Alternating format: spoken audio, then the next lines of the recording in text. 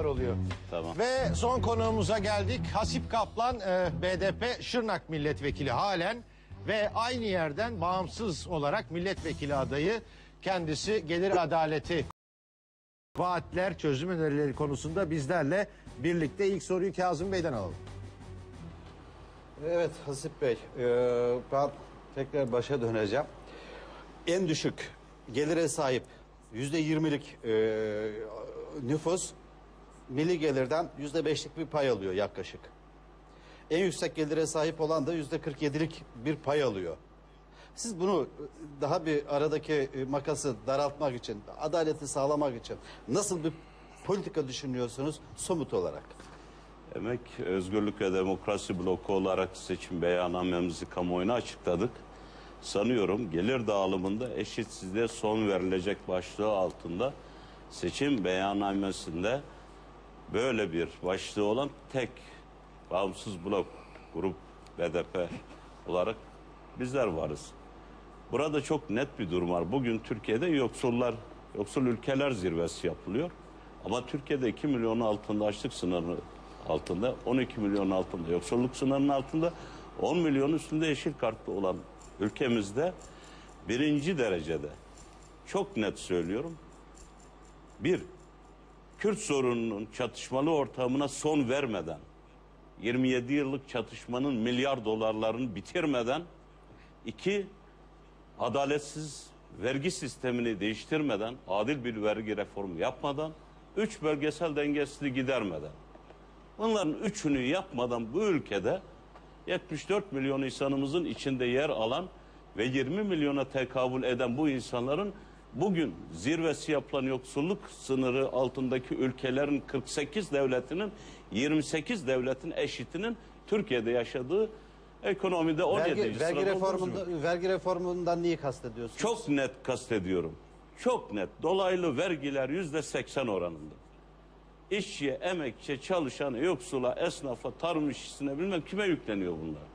Ama bunun yanında gelir vergisine baktığımız zaman ilk 17 sırada bankalar var. Dünyada bankalar çok yerken Türkiye'de %30 kurum vergisini almışız, %20'ye indirmişiz. %5 işçi primini, %5 sigorta primlerini dahi işverenlerden indirmişiz. Ama bir taraftan işçi ve memur %20 stopaj kaynağında vergi ödüyor. Onun üstüne de dolaylı vergi ödüyor. ÖTV ödüyor, KDV ödüyor. O bir tarafta pırlantaya KDV yok bilmem ne. Şimdi bu kadar adaletsiz bir vergi sisteminin olduğu bir ülkede gelir adaletini sağlamak o kadar zor değil. Niyet olması lazım. Emeğin gözüyle bakmak lazım. Çalışanın gözüyle bakmak lazım. Ezilenlerin, yoksulun, ötekileştirilenlerin gözüyle bakıldığı zaman bu vahşi kapitalizmin önünde dur denecek bir iradenin, örgütlü gücün oluşması, bir halk iktidarına doğru gitmek lazım. Kurumlar vergisi oranını artırırsanız yalnız yabancı sermaye girişini de frenleyeceksiniz demektir. Hayır, hayır. Yabancı sermaye bu şekilde AKP'ye, şuna buna yandaşlarına peşkeş çekip Galata Port'u, 3. köprüyü, limanlarımızı, akarsularımızı, madenlerimizi, HES'lerimizi, nükleer santrallarımızı peşkeş çekip ondan sonra 30 yıllığına, 40 yıllığına bu ülkenin bütün zenginliklerinin, kaynaklarını peşkeş çektikten sonra, bağımlı kıldıktan sonra bu ülkeyi, üstelik de vahşi bir kar hırsıyla bu yapıldıktan sonra bunun karşısında çok güzel bir modelimiz var. Katılımcı toplum ekonomisi.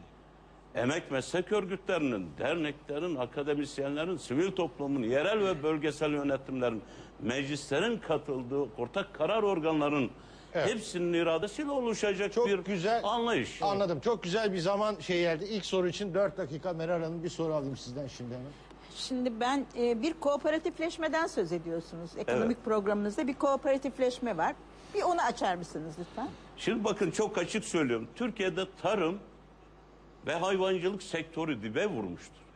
Tarım ve hayvancılık sektörünün dibe vurmasının temel nedenlerinden birisi ithalat rejimine anguslara Türkiye'yi teslim etme anlayışından kaynaklanıyor. GAP projesini alalım. 40 yıllık rüyamızın GAP projesinin temelinde ilk atıldığında bütün barajların yapımında 1.862.000 hektar arazinin sulanması vardı. Urfa'dan, Harran'dan Habur'a kadar bütün ovalar sulanacaktı. Bugüne kadar AKP iktidarına kadar 2002'ye kadar %14 sulama kanalı yapılmış. Şimdilik AKP iktidarının 8,5 yıllık iktidarı döneminde bu %16'ya çıkarılmış. Yani 280 bin hektar sulanmış. 1 milyon hektarı sularız. 1 milyon hektarı da şuraya buraya peşkeş çektikleri paralarla, yandaşlarına verdikleri kredilerle bir yılda bütün su borularını çekeriz. Tarım endüstrisini Kooperatifleşmeyle kurarız. GAP'ı mı birleştiriyorsunuz? Oradaki tarım endüstrisi 5 milyon insana istihdam sağlarız. 5 milyon istihdamın içinde de örgütlü üretimi, kooperatifçiliği geliştiririz. Bunun çeşitli yöntemleri vardır. Hükümetin anladığı anlayış tek şudur. Ar-Ge modeliyle, bilmem ne modeliyle büyük şirketlere 500 çalıştıran üstü şirketlere, belli yabancı şirketlere peşkeş çekilen bir devlet zenginliği, bir memleket zenginliği var. Maden sektörlerimizi alalım. Bakın çok açık söylüyorum. HES'ler, nükleer santrallar, tutun Karadeniz'in derelerinden Alyonya'ya, Hasankeyf'i sular altında bırakmaktan Muzur'a kadar bu vahşikar hırsına kurban ettiğimiz bu güzelim memlekette niye yenilenebilir enerji zengini olan ülkemizde ithal enerjiye 100 milyar lira harcayıp bu alanlarda yenilenebilir enerji alanında istihdam alanları yaratıp bu istihdam alanları içinde ekolojimize, tarihimize, kültürümüze hepsine sahip çıkacak örgütlü toplum modelini yaratmıyoruz. Örgütlü toplum modeli iktidarı merkezden alıp yerellere dağıtmaktan geçer. Yerellere dağıtmak için de bölgesel, yerel yönetimlerin, parlamentoların kurulması gerekir. Bunun kurulması da demokratik bir özellik modelinden geçer. Bu modelin içinde baktığımız zaman bu modelde halk karar verir. O yerel parlamentolar, yerel yönetimlerin verdiği karar mekanizmaları içinde kooperatifçilik de güçlendirilir. Hayvancılık alanı, tarım alanı güçlendirilir. Bölgeler arası dengesizlik ayrımı giderilebilir diye düşünüyorum. Şimdi bir değerlendirme zamanı, lütfen rica ediyorum. O değerlendirmeleri alalım, devam edeceğiz. Hızla bir durduk bir saniye. Evet, tamam.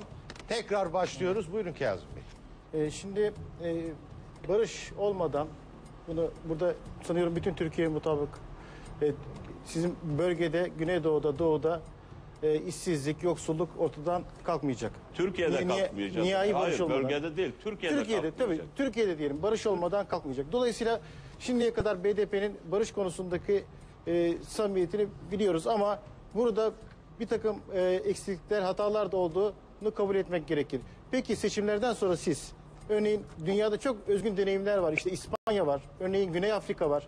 Bunlar gerçekten demokratik bir anayasa yaptılar ve bütünüyle bir uzlaşma Sorun olmasa Kazım bile Bey. bir Cemil. Cemil. Tamam, pardon, Bunlar özür dilerim. bütünüyle Cemil Bey. bütünüyle bir uzlaşma olmasa bile bir mutabakat sağladılar. Burada BDP yeni parlamentoda ki bana göre bu parlamento anayasayı yapacak, belki de bir kurucu meclis niteliğinde olacak. Burada BDP hem bu yerel demokratik özellik konusunda hem de anayasa konusunda şimdiye kadar yaptığından farklı bir bakış açısı getirecek mi? Nerelerde uzlaşacak, nerelerde ayrılacak? Çok net. Biraz ana başlığın dışına çıktık Hayır, ama çok serbest. net. Bakın yeni bir anayasa, sül ve demokratik bir anayasa bizim temel çözüm nedenlerimizin başında geliyor. İktidar Partisi de bunu Seçim söylüyor. Demek ki burada bir stratejisi uzlaşma var. olarak biz şu an Türkiye'de seçimlere girerken bize bölge ve etnik parti diyenlerin hepsinin öyle bir duruma getirdik ki Fırat'ın ötesindeki meydanlara topladığımız yüz binlerin kitlesel gücüne baktığınız zaman biz Türkiye'de Kürt Demokratik Birliği'ni de sağladık. Sosyalist, sol, demokrat güçleri de birlikte sağladık. Azınlıkların temsilcilerine de yer verdik. Kendi içimizde İslami liberal kesimlere dahi yer verdik. Ve çok geniş bir çerçevede bir strateji çizerek Türkiye'de bir bütünlüğe ve emeğin gözüyle, özgürlük ve demokrasi isteyenlerin gözüyle çizdiğimiz bir stratejinin içinde mecliste mevcut birbirine benzeyen 3 matruşka sistem partisi karşısında değişimin öncü gücü olma iddia ve umuduyla ortaya çıktık. Şimdi bu çıkış noktamızda gerçekten bizim bakış penceremiz emeğin gözünden, çalışanların gözünden, hayatın gözünden, yaşamın gözünden, kadınların uğradığı ayrımcılığın gözünden, ezilenlerin ayrımcılığı gözünden, Alevilerin ayrımcılığı gözünden, her toplumsal kesimin dışlanmışların hepsinin haklarını, taleplerini içeren bir çözümün odak noktasında yürüyoruz ve iddia ediyoruz. Demokratik çözümü önümüze koyduk. Parlamentoya gelmek için didiniyoruz. Çırpınıyoruz. %10 barajları koydular. Partimizi kapattılar. Hazine yardımları koydular. Seçim Bunlar- pusulasında 8,5 Fark- puntoya kadar adımızı indirdiler. burada- Buna Asil Bey, rağmen bir- direniyoruz farklı- gelmek için. ama Yani. sorumun cevabı- Ve biz ama olası bir biraz renkli soru koalisyonunda, almak istiyorum. iktidarında ortağı olmaya namzediz. Türkiye'yi yönetmeye namzediz. Farklı Yani bir şey böyle söyleyecek durum. misiniz burada? Seçimlerden sonra yeni anayasa burada deneyimler var, söyledim ben size. Yerel Baştan demokratik- söylemişlerdi. O Burada- konudaki deklarasyonları Burada farklı açık. bir şey olacak mı? Çok netiz bu konuda. Yeni bir anayasa konusunda zaten çalışmamızı bir siyasi parti olarak taslak hazırlayıp sunmadık ki. Biz böyle bir anayasa taslağının sahibi olarak çıkamazdık ki. Toplumsal sözleşmeler, emek meslek örgütlerinin, akademisyenlerin, sivil toplumun farklı dinamiklerin hepsinin sesini toplar. Onların şekillendirdiği bir çerçevede bir sunum yapar. Biz bu çalışmayı yaparak bu sunumu yaptık ve böyle bir iddialı Hadi tekrar çıkışımız gelir var. adaleti konusuna